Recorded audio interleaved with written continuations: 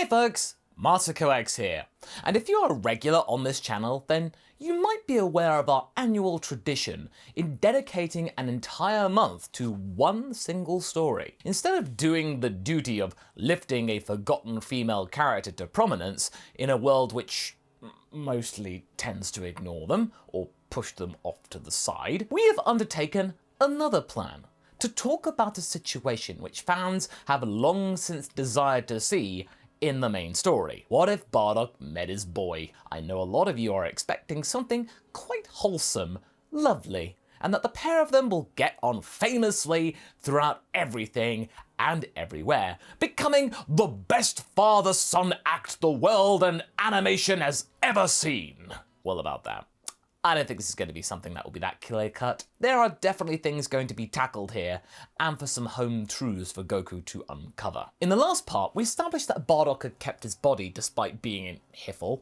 all on the grounds of the fact that if the likes of Frieza and King Cold can keep them, and they did far worse stuff than Bardock, then so can Bardock for committing far fewer atrocities than the Tyrant did whilst he was alive at the time. Until one day, when a certain Kai got a little bit bitter towards being unalived by his strongest warrior, and sought something to get him to go away for a little bit and leave him alone. What better thing to do than to maybe reunite him with his father and see what happens? This was the first time the pair of them had been in close quarters with one another since the former was a babe. Let's resume from that pivotal moment. The two of them were stock still, locked in each other's sight. However, neither of them spoke for a while. Bardock was simply stunned. At long last, he had the chance to meet his son, the one that had killed Frieza. He didn't know yet about Trunks finishing him off, of course. Thankfully, those visions had stopped after his passing. Clearly a sick joke from the Knassans to give him clairvoyance up until his final end, to torment him to his final breath. Well, joke's on them. However, Goku wasn't all that sure who this guy was, who just so happened to have the same hairdo as him. King Kai hadn't told him yet. He was meant to, but then West Kai got up in his grill and he got distracted. "So, you're Saiyan 2? Goku said slowly, rolling the words on his tongue. Bardock was taken aback. You're kidding, right? Do you really not know who I am?" said the elder of the two. Goku looked a little confused. "Should I?" "What? Your little blue guardian got me here to see you. The least you could do is welcome your father." My father?" said Goku with even more trepidation. Bardock could not believe that his son was this dense, or perhaps maybe it was ignorance. Yeah. Either way, he was expecting now the teary and soppy reunion moment and preemptively outstretched his arms in readiness for that big hug, this moment when offspring embraced their parent. Oh, go on then, get it over with. But it never happened. "Neat," said Goku chirpily. "Took me long enough to find you, but why you got your arms out like that?" Bardock opened his eyes and blinked. No reason." He quickly placed his arms back by his side. "Well, that was unexpected. Okay, all right, his son doesn't do that sort of thing. All right, good. A true Saiyan would never do something so soft. Yeah. Well, good to meet you, Kakarot." "It's Goku. Vegeta calls me that other name. I don't really like it all that much. Doesn't suit me." Bardock's eyes widened. Get ready for that, buddy. You're going to be doing that a lot. His own boy was that dismissive of his Saiyan name? He kept his cool for now and tried to remind himself that he couldn't fly off the handle here, or else he would be sent back to HFIL right away with no hope of getting out. So what if his boy was a little bit oblivious and churlish? I mean, come on, he was strong. He killed Frieza, supposedly. In Saiyan Parlor, that was the utmost of honors, and Bardock was proud of him for that, and that sustained him and kept him from being angry. The two of them got talking as they walked around the complex surrounding the Otherworld Stadium. King Kai had important business to take care of with his fellow Compass Kais. Probably something to do with shouting and bickering about who really won, despite it being a tie or a disqualification on both accounts. This left Goku with time to spare, and he spent it with his father, catching up with him and seeing what made him tick. Bardock was quite puzzled as to why he wasn't all that jubilant in being reunited with his parent. Granted, Saiyans weren't all that emotional with these things, but a bond between father and son, that was still quite substantial in Saiyan society, especially for a warrior race. Yeah, I had a family of sorts, you know. Grandpa Gohan raised me after finding me in that Saiyan pod. Yeah, the pod that I sourced. Do you have any idea what work I had to go through to get that? It wasn't easy. Why did you do that anyway? Asked Goku. I wanted to do something laudable in my life. I knew that Frieza was up to something. Something bad. I didn't want you to get involved since you were, well, so weak and helpless. Goku flexed a little. Well, ain't helpless and weak no more. Bardock smirked. Yeah. You killed Frieza. That's almost the opposite of help. Oh, I didn't kill him. You didn't? No, Vegeta's kid did it. I thought I finished him off, but that was after I tried to let him go and give him some of my energy to escape the planet Namek from... Bardock was horrified.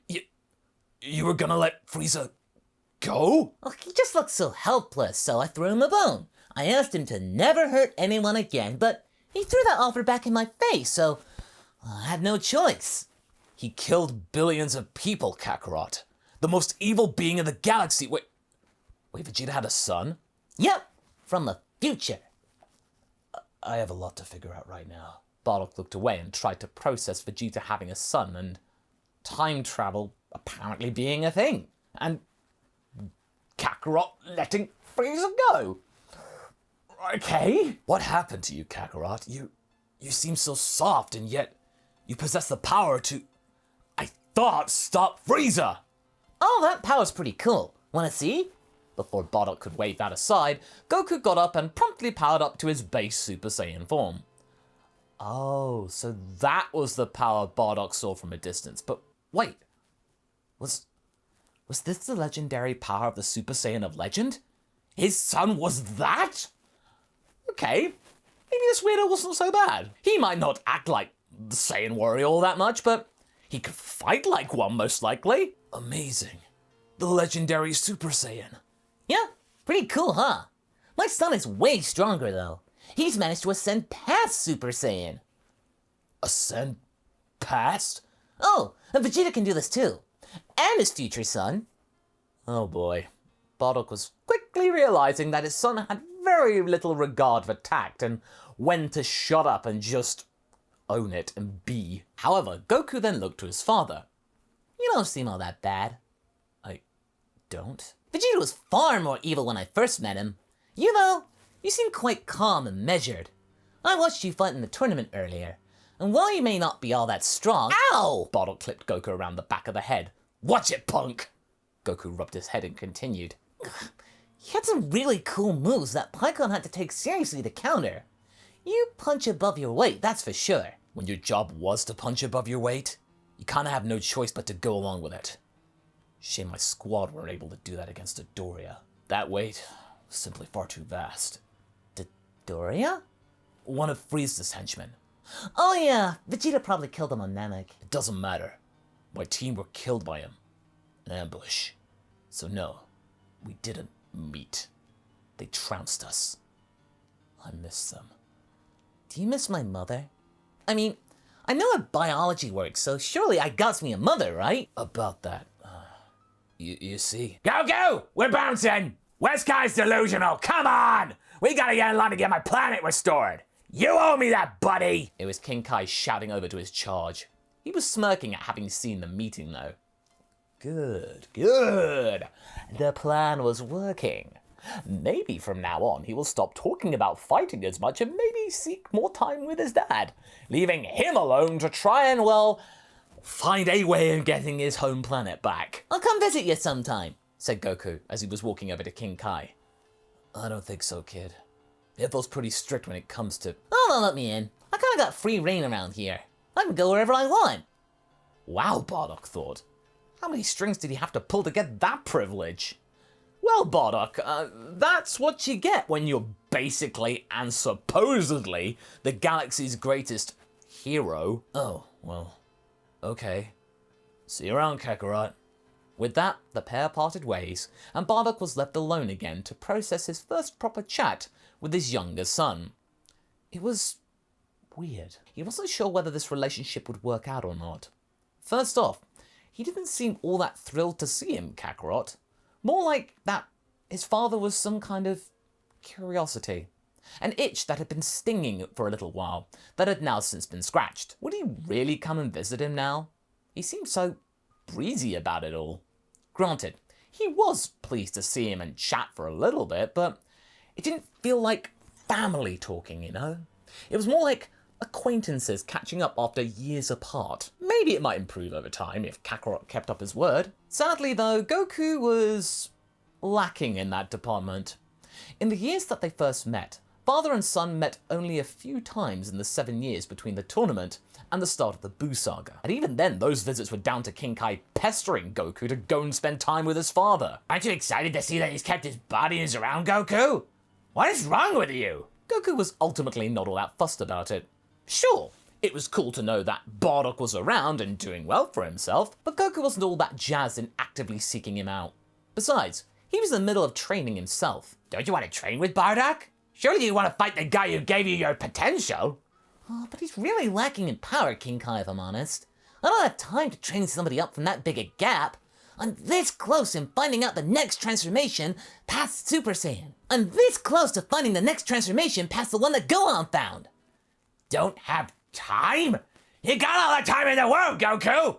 Reality itself! King Kai could not understand how blasé Goku was acting right now.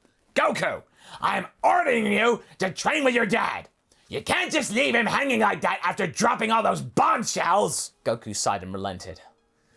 You gave me an idea, King Kai. Okay, I'll go train with him. Bye! Before King Kai could respond, Goku had transmitted out of there and right to Bardock's side. Bardock had been sleeping and was jerkily woken up by his son. Oh, look who it is, the absent son. Hey, come on, I've been real busy finding out this new power. One even stronger than Gohan's.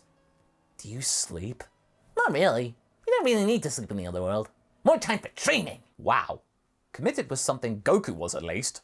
But not to him, though. Speaking of training, it's time I trained with you. Huh. Well, this is new. Kakarot was acting more like family for the first time since they first met. About time. Are you gonna teach me Super Saiyan or what? That's way too advanced for you. That'll come in time, but you know something? I feel like you really don't belong here, in HFIL. It doesn't seem right. You're not a bad person, and you should be hanging out more with other people. Maybe I can pull some strings and get you a better place to... Goku then realized something. The year. Wasn't it time for... Hey, one moment, I gotta check something. See you in a bit. Before Bardock could respond, Goku vanished out of sight again, and was back at King Kai's side with Barber in tow, looking very windswept. Listen, I need to talk to Gohan. Check something out. King Kai was a bit confused, but obliged. This is Goku's 24 hours on Earth to take part in the tournament forming. Having gotten this wish granted, he went back to Bardock and told him the next part of his plan. Listen, we have these things called Dragon Balls. Normally, they can't wish people back who have been dead as long as you have been. But we got a new Guardian recently, so he might be able to do something, which means we can. But bring me back? From the dead. I gotta go for a tournament though, I'll tell you more later. Surprise, surprise, said Bardock, rolling his eyes. But when I get there, I'll get my friends to gather the Dragon Balls to wish you back. Then you can train with people more suited to your level. Bardock wasn't thrilled at being palmed off like this, but... alright, sounds interesting. Second chance at life?